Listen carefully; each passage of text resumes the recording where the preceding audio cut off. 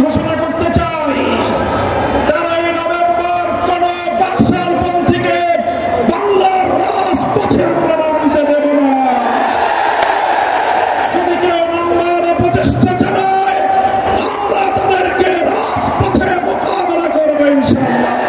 আগামী বাংলাদেশ পরিচালিত হওয়ার জন্যই ঐক্যমতের ভিত্তিতে জুলাই সনদ প্রণীত হয়েছে।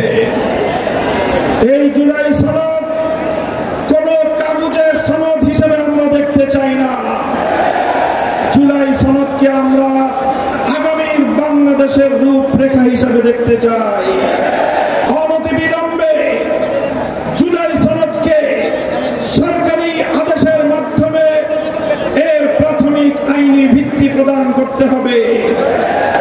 এরপরে আগামী ত্রয়োদশ জাতীয় সংসদ নির্বাচনের পূর্বেই গণভোটের মাধ্যমে জুলাই সনদকে চূড়ান্ত আইনি ভিত্তি প্রদান করতে হবে।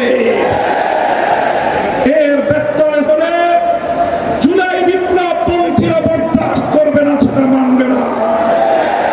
আমরা সুস্পষ্ট ঘোষণা দিতে চাই, আমাদের জুলাই যোদ্ধাদের, জুলাইয়ের বিপ্লবে শাহাদাত বরণকারী বীর শহীদদের রক্ত মারিয়ে জুলাই বিপ্লবের, জুলাই সনদ বাস্তবায়নের গণভোট ছাড়া বাংলার মাটিতে আমরা আর কোনো কিছুই হতে দেব না।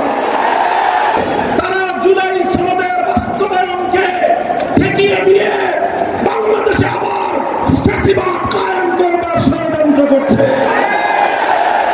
পরিষ্কার ঘোষণা করি, রক্ত দিয়ে যাই ফ্যাসিবাদ বিদায় করেছি, প্রয়োজনে আবার রক্তের সাগর প্রবাহিত হবে বাংলার মাটিতে ফ্যাসিবাদ।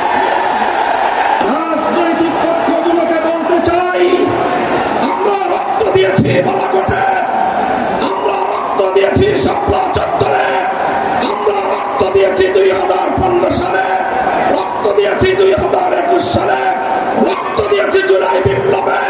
আমাদের মুখোমুখি দাঁড়াবার চেষ্টা করবেন না। আমরা রক্ত দিয়ে অধিকার আদায় করি, রক্ত দিয়ে বাংলাদেশ কিনেছি, রক্ত দিয়ে এই বাংলাদেশের স্বাধীনতা রক্ষা করবো ইনশাআল্লাহ। জুলাই সনদের গণভোটকে কেন্দ্র করে সরকারি সিদ্ধান্তের দিকে আমরা তাকিয়ে আছি। সরকার